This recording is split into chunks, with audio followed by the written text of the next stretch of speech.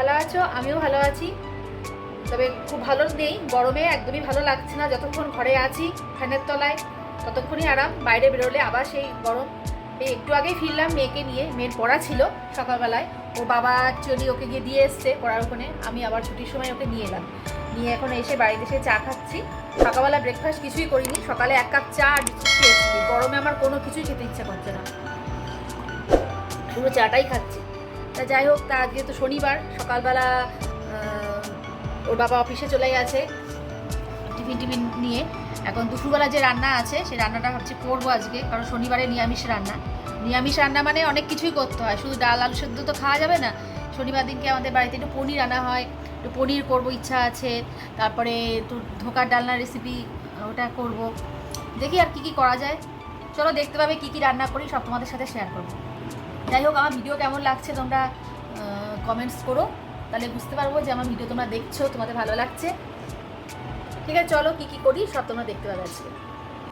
A few moments later. ধোকার ডালনা রান্নাটা করব। ধোকার ডালনার জন্য ডালটাকে এখানে ভিজিয়ে রাখা আছে, যেটা মিক্স ছিল আর কি, ধোকার ডালনা মিক্স। ওটাকে 10-15 মিনিট ভিজিয়ে রেখেছি। এবার কড়াইতে সামান্য তেল দিয়ে এটাকে জাস্ট নেড়ে নেব।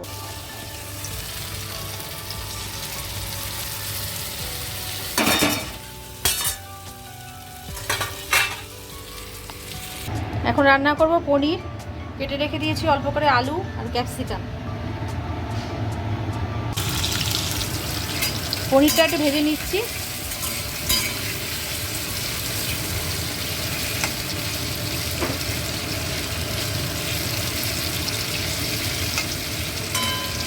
কালকে রাতের বেলা পনিরটা কিনে এনে ভিজে রেখে দিয়েছিলাম, সকালে বার করে রেখেছি অনেকক্ষণ আগে। গরমে ভয় লাগে নষ্ট না হয়ে যায়।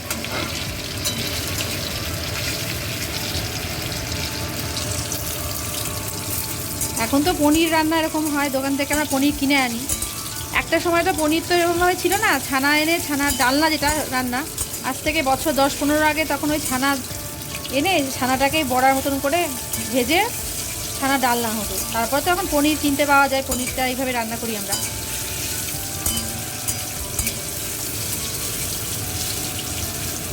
নিরামিষ আইটেম হিসাবে পনিরটা খুব ভালো। পোস্ত পনির এগুলো হলে শনিবার দিনগুলো ঠিকঠাক চলে যায়।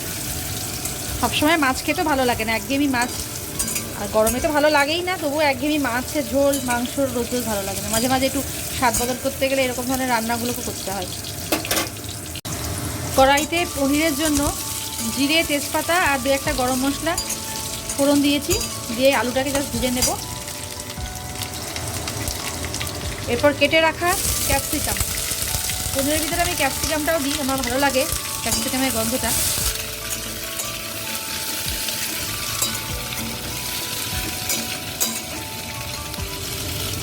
এই রান্নায় আমি কোনো হলুদ আলাদাভাবে দেবো না।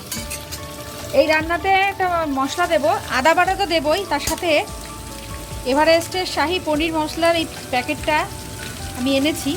এই মশলাটা এই রান্নায় দিলে খুব ভালো লাগে খেতে।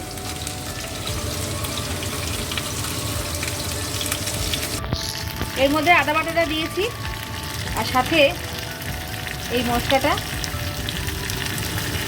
আন্দাজ করে দেবো, আর সাথে নুন আর মিষ্টি।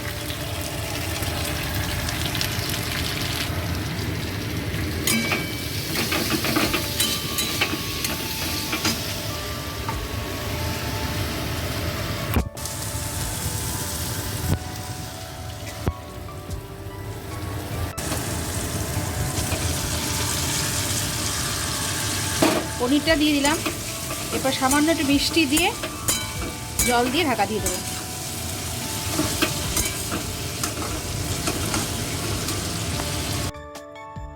জল দিয়ে দিয়েছি, এটা 10 থেকে 15 মিনিট ঢাকা দেওয়া থাকবে।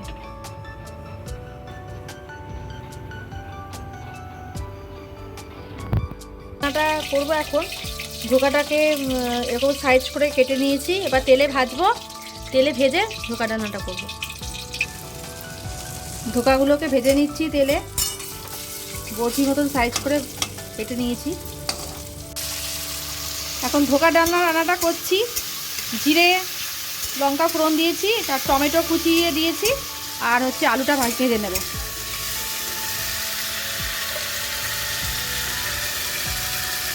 দুটো কাঁচা লঙ্কা চিড়ে দিয়েছি, আলাদা করে লঙ্কা বাটা দেবো না। দিলাম গরম জল, এবার ফুটে উঠলে তারপরে ধোকাগুলোকে ছেড়ে দেবো। নামানোর সময় একটু ঘি আর একটু গরম মশলা দিয়ে নামালে রান্না কমপ্লিট। এখন লেবু জল খাচ্ছি রান্না করতে করতে। গরমকালে লেবু জলটা একটু ভালো লাগে খেতে।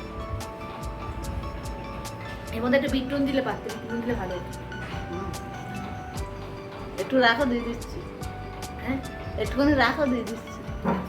এখন লেবু জল খাচ্ছি। আবার বিকালবেলা কি খাবে, কি করবে? আমার সব ও পোড়া কাঁচা আমের শরবত না, ওই বোতলে কি আছে? বোতলে যেটা আছে, হ্যাঁ। হ্যাঁ সেটা বলতে হয়। বোতলেরটা দেবো মানে জয়িনের দিকে এখন পোলাওটা হলে মোটামুটি আজকে রান্না কমপ্লিট।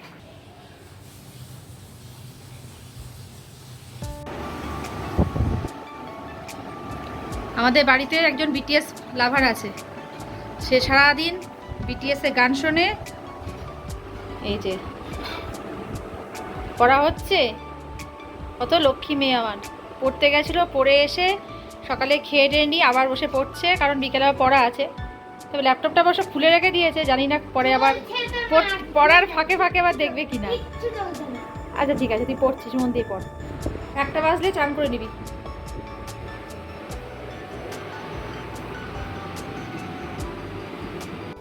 ধোকার রান্নাটা কমপ্লিট, নামিয়ে নিয়েছি। এবার বাকি রয়েছে পোলাও আর সাথে একটু আমের চাটনি করবো। বললে আজকে রান্না শেষ। অনেক বেলা হয়েছে, এবার স্নান করতে যাবো। আবার স্নান করে খেয়ে দিয়ে আবার মেয়েকে নিয়ে পড়াতে যেতে হবে। সব রান্না হয়ে গেছে, বাকি রয়েছে পোলাওটা বাকি, ওটা এখন করছি। ঘি দিয়েছি, গরম মশলা ফোড়ন দিয়েছি, আর এর সাথে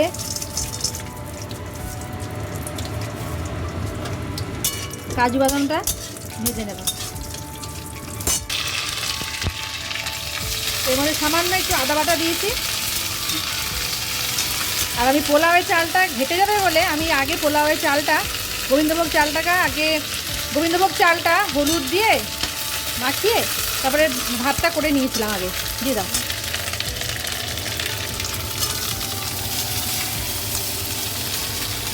তো হলুদের পরিমাণটা বেশি হয়ে গেছে, রঙটা যে বেশি হলুদ হয়ে গেছে। বাসন্তীটা হলুদ, বাসন্তী পোলাও তো।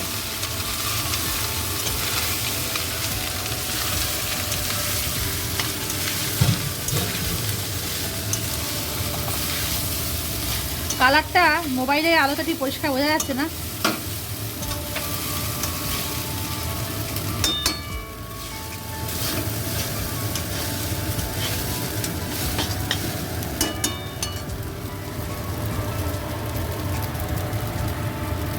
নুনটা খুব সামান্য যাবে, লবণটা অল্প সামান্য। নামানোর সময় একটু ঘি দিয়ে দিয়েছি অল্প করে, দিয়ে এবার গ্যাসটা অফ করে দেবো। 2 বেজে গেছে, এখন খেতে বসবো। আমাদের আজকে রান্না ডাল, পোলাও, ধোকার ডালনা, পনির আর আছে আমের চাটনি। খেতে বসবো। খেয়ে দিয়ে উঠে আবার মেয়ে পড়তে যাবে, পড়া রয়েছে, 3টের সময় বেরোবে।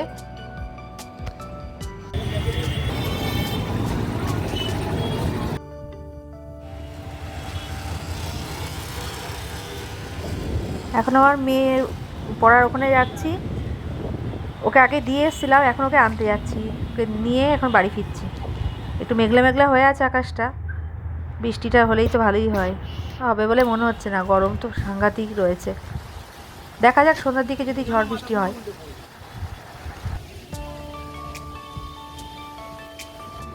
এই দেখো বলতে এখন বললাম না বিকেলে এসেছে সন্ধ্যাবেলা ঝড় বৃষ্টি হতে পারে, তাই আমাদের এখানে ঝড় হয়নি, কিন্তু ছাদে এসে এখন দাঁড়িয়ে আছি। হালকা হালকা বেশ সুন্দর হাওয়া দিচ্ছে, অনেকটাই ঠান্ডা লাগছে ছাদে এসে।